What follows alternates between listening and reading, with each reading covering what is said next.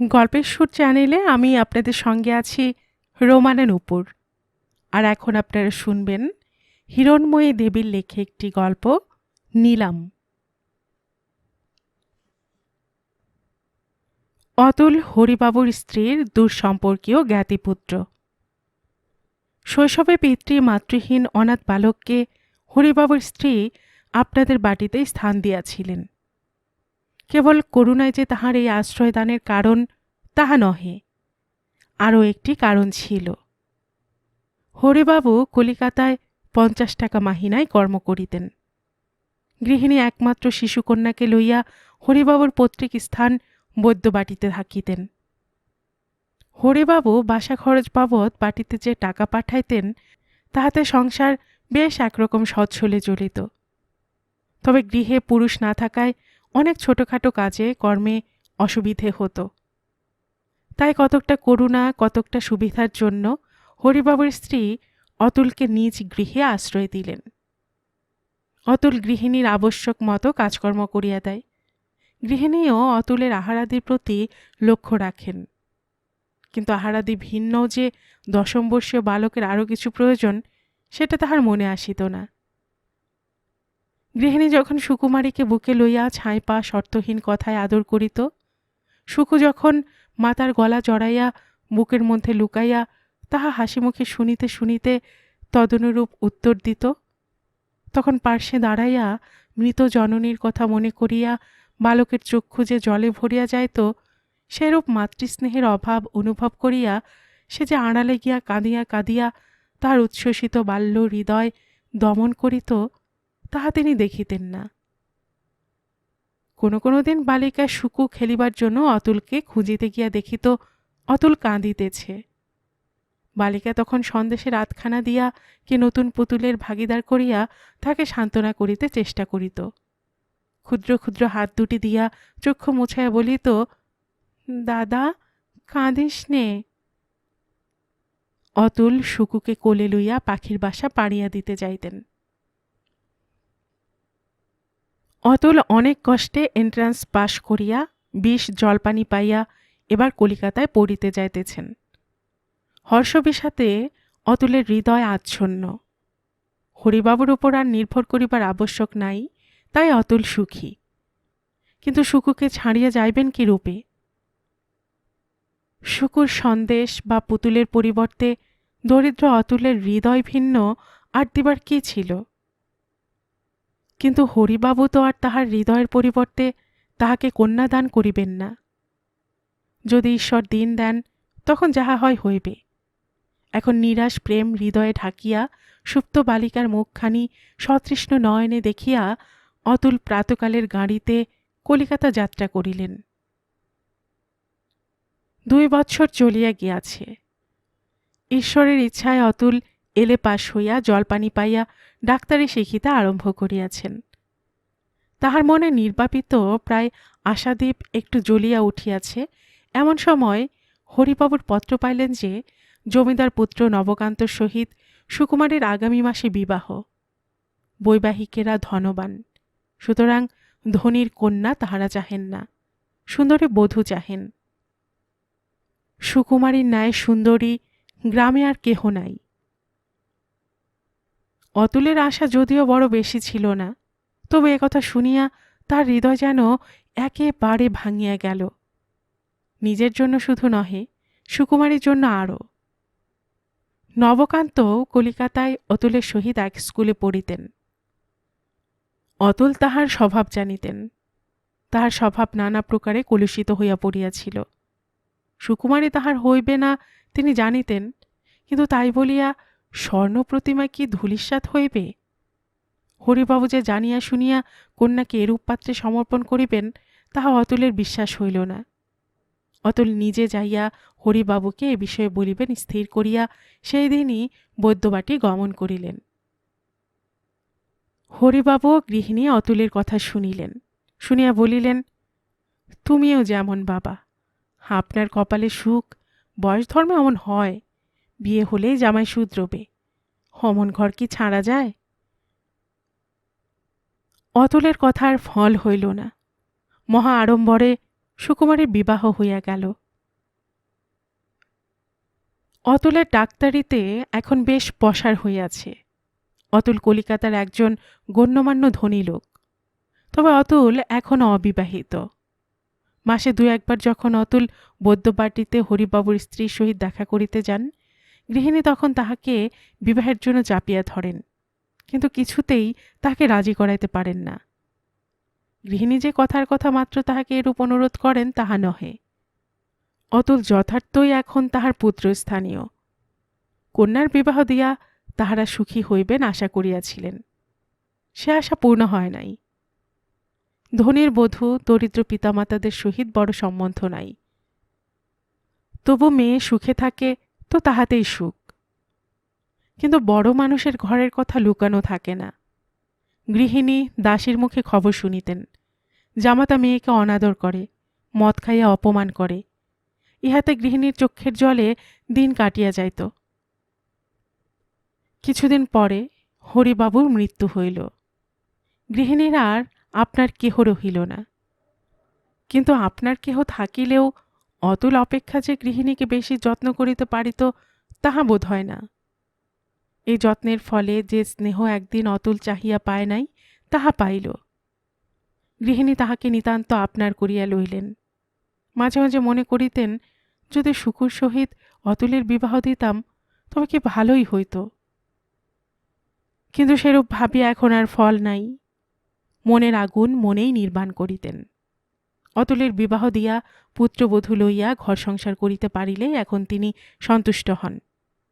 অন্য বিষয়ে কোনো কথা তাহার অতুলকে দুবার বলিতে হয় না। কিন্তু এ বিষয়ে অতুল বড় একগুঁয়ে, কিছুতেই তাহার কথা শুনেন না। অতুল এবার গৃহিণী সহিত সাক্ষাৎ করিতে আসিয়া দেখিলেন, গৃহে সুকুমারী, তাহার পুত্র ও 2টি কন্যা রহিয়াছে। বিবাহের পর শুকুর সহিত তাহার এ প্রথম দেখা। অতুল চমকিয়া উঠিলেন। শুকু বিবাহের পর এ প্রথম পিতৃগৃহে আসিয়াছে, আর কোথাও স্থান নাই, তাই স্বামী এখানে পাঠাইয়াছেন। নবকান্ত যথেচ্ছা চার খরচে অনেক টাকা নষ্ট করিয়াছিলেন। তাহার পর কিছুদিন পূর্বে এক জমিদারের সহিত খুনের মকদ্দমায় অনেক অর্থ ব্যয় হইয়াছে। এমনকি বিষয় বন্ধক দিয়া ঋণ করিয়া মকদ্দমা চালাইতে হইয়াছে। এখন খুনের অভিযোগ হইতে যদিও নিস্তার পাইয়াছেন, কিন্তু মকদ্দমা খরচে সর্বশান্ত হইতে হইয়াছে। এমন টাকা নাই যে সুদ দেয়া পর্যন্ত এখন পাওনাদারকে সন্তুষ্ট রাখিতে পারেন। পাওনাদার মকদ্দমা করিয়া বিষয় বিক্রয় করিয়া লইতেছে। সপ্তাহ পরে বিষয় নিলাম হইবে। কিছু পূর্ব হইতেই সর্বশান্ত গৃহহীন নবকান্ত স্ত্রী পুত্র শ্বশুরবাড়ি পাঠাইয়াছেন। গৃহিণী অতুলকে দেখিয়া কাঁদিয়া উঠিলেন, বলিলেন, বাবা, রক্ষা কর তুই, আর আমাদের কে আছে? আমার যেমন কপাল, নইলে কেন এমন হবে? এমন জামাইও করেছিলুম, তখন তুই বলেছিলি ওখানে বিয়ে দিও না, তো কর্তা তো তোর কথা শুনলেন না। আহা, যদি তোর সঙ্গে বিয়ে দিতুম। শুকো এতক্ষণ চুপ করিয়াছিল, কিন্তু আর পারিল না। স্বামী সহস্র দোষ করুক, স্বামীর নিন্দা অসহ্য। তবু যেন মা যা বলেন সহিতে হয়। কিন্তু অতুল যে বিবাহের পূর্বে স্বামীর নিন্দা করিয়াছিল, মা যে অতুলের সহিত বিবাহ হয় নাই বলিয়া দুঃখ করিতেছেন, এতদূর সহিল না। তবে ইহাতে মায়ের উপর যত না রাগ হোক, অতুলের উপরই বেশি রাগ হইল। আর শুকু কি এমনি হতভাগিনী, ভিখারিনী, যে স্বামী নিন্দুকে সাহায্য লইবে? শুকু বলিল, মা চুপ করো, অত গোল করা কেন? বাপের বাড়ি এসেছি বলে কি আমরা ভিক্ষে করতে বেরিয়েছি? আমাদের জন্য তোমার ভাবতে হবে না, সে যার ভাবনা তিনি ঠিক করবেন। অতুল শুকুর হৃদয় ভাব বুঝিলেন অতুলের নিকট সাহায্য লইতে যদি বা সুকুমারী কিছু মনে না করিত, কিন্তু গৃহিণীর ও কথার পর আর লইবে না। একটু পরে ব্যথিত হৃদয়ে অতুল সেখান হইতে চলিয়া গেলেন। সন্ধ্যা হইয়াছে, এখন ঘরে দীপ জ্বলে নাই। যে গৃহ প্রতিদিন শত দ্বীপে আলোকিত, শত কণ্ঠ কলরবে পূর্ণ হইত, আজ তাহা অন্ধকার, নীরব, নির্জন। কেবল একজন লোক এই গভীর নির্জন প্রাসাদের প্রেতাত্মার মতো একাকী বারান্দায় দাঁড়াইয়া আছেন। বাহিরের অন্ধকার বেশি কি তাহার হৃদয়ের অন্ধকার বেশি, তাহা তাহার মুখ হইতে বুঝিতে পারা কঠিন। পিতৃ পিতামহের চিরন্তন আবাস তাহার দোষে কাল পরহস্তগত হইবে। স্ত্রী পুত্র লইয়া তাহাকে পথের ভিখারি হইতে হইবে। সেজন্য কি নবকান্তর হৃদয়ে অনুতাপের অন্ধকার, মুখে যাতনার ছায়া? কিংবা এখনো নবকান্ত নিজের দোষ বুঝেন নাই? যাহারা তাহার ধন সম্পদ কাড়িয়া লইতেছে, তাহাদের কথা স্মরণ করিয়াই তাহার হৃদয়ে বিজাতীয় বৈবিভাব জ্বলিয়া উঠিতেছে।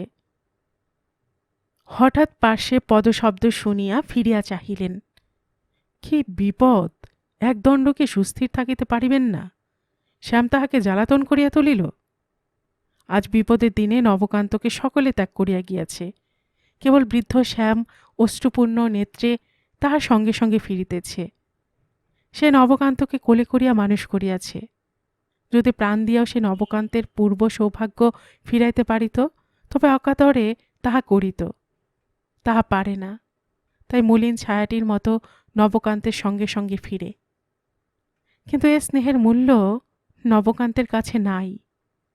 যদি অশ্রু মুক্তা হইত বা টাকা হইত, তবে নবকান্ত তাহার মর্যাদা বুঝিতেন। ইহাতে তিনি কেবল বিরক্ত হন মাত্র। এই একটু আগে তাহাকে তাড়াইয়া দিয়াছেন, আবার বুঝি আসিতেছে। নবকান্ত ক্রোধ ভরে চাহিয়া দেখিলেন শ্যাম নহে, অতুল দাঁড়ায় আছেন। এ পরিবর্তনে নবকান্তের ক্রোধের যে সমতা হইল তাহা নহে, বরং বাড়িয়া উঠিল। সে ছেলেবেলাকার অতুল, যে তাহার শ্বশুরান্নে পালিত। সে দরিদ্র অতুল আজ ধনবান, আর তিনি আজ নিঃস্ব। দোষটা যেন অতুলেরই। কিছুক্ষণ উভয়ে নিস্তব্ধ রহিলেন। একটু পরে শ্যাম বাতি হাতে আসিয়া বলিল, একবার ঘরে আসতে আজ্ঞা হোক, আমি সমস্ত ঠিক করে রেখে এসেছি। নবকান্ত রাগিয়া বলিলেন, দেখ, ফের যদি বিরক্ত করবি তাহলে তোকে চাবি বন্ধ করে রাখব। শ্যাম বলিল, আরে পিত্তি পড়ে গেল যে, সেই দুটো কখন মুখে পড়েছে না পড়েছে, ভগবান, তোমার মনে এই ছিল? নবকান্ত বলিলেন, তুই এখন যাবি কি না যাবি? যদি অমন করে বকবি তাহলে আমি আজ খাবো না। যা বলছি। শ্যাম দীর্ঘ নিঃশ্বাস ছাড়িয়া বলিল, তা আমি যাচ্ছি, আপনি একটু পরে আসুন। শ্যাম চলিয়া যাইতেছে দেখিয়া অতুল বলিলেন, বড় অন্ধকার, বাতিটা এখানে রাখিয়া যাও তো হে। শ্যাম তাহার পানে চাহিয়া বলিল, অতুলবাবু, আজ সব অন্ধকার, মশায়, সব অন্ধকার। নবকান্তের তাড়া খাইয়া শ্যামের আবার কথা বন্ধ করিতে হইল। অতুল তাহার হাত হইতে বাতি লইলেন। সে বিষণ্ণ মুখে চলিয়া গেল। ভৃত্য চলিয়া যাইবার একটু পরে নবকান্ত রূঢ়স্বরে বলিলেন, কোনো দরকার আছে? বিষয়টা কিরূপ বোধ করি খবর লইতে আসিয়াছ? কাল কিনিতে চাও বুঝি? অতুল কোনো উত্তর করিলেন না। পকেট হইতে একখানি কাগজ বাহির করিয়া নীরবে তাহার হাতে দিলেন। প্রথমে একটু ইতস্তত করিয়া নবকান্ত তাহা পড়িতে আরম্ভ করিলেন। পড়িয়া বিস্মিত হইলেন। যাহা পড়িলেন বিশ্বাস হইল না। জিজ্ঞাসা করিলেন, আসল অভিপ্রায়টা কি বলো দেখি? অভিপ্রায় যে কাগজে অস্পষ্টভাবে লেখা ছিল এমন নহে। তবে নবকান্ত তাহার সূক্ষ্ম বুদ্ধি সে নিঃস্বার্থ অভিপ্রায়ের মধ্যে স্বার্থপূর্ণ লুকায়িত গূঢ় উদ্দেশ্য সন্দেহ করিয়াই এরূপ প্রশ্ন করিলেন। অবশ্যই হাতে নবকান্তের দোষ দেওয়া যায় না। তাহার অভিজ্ঞতায় সংসারের প্রকৃতি এই। ইহার পর দুইজনে কথোপকথন চলিতে লাগিল। একটু পরে অতুল চলিয়া গেলেন। যাইবার পূর্বে অতুল বলিলেন, কিন্তু আমার অনুরোধটি মনে রাখিবেন, একথা কাহারও নিকট প্রকাশ করিবেন না। নবকান্ত যে সব সময় সকলের অনুরোধ রক্ষা করিতেন তাহা নহে, তবে অতুলের এই অনুরোধটি চিরকালই রক্ষা করিয়াছিলেন। পরদিন চৌধুরীদের বিষয় নিলাম হইবে, অনেক লোক জমা হইয়াছে। এমন সময় খবর আসিল নিলাম বন্ধ, চৌধুরী মহাশয় ঋণ শোধ করিয়াছেন।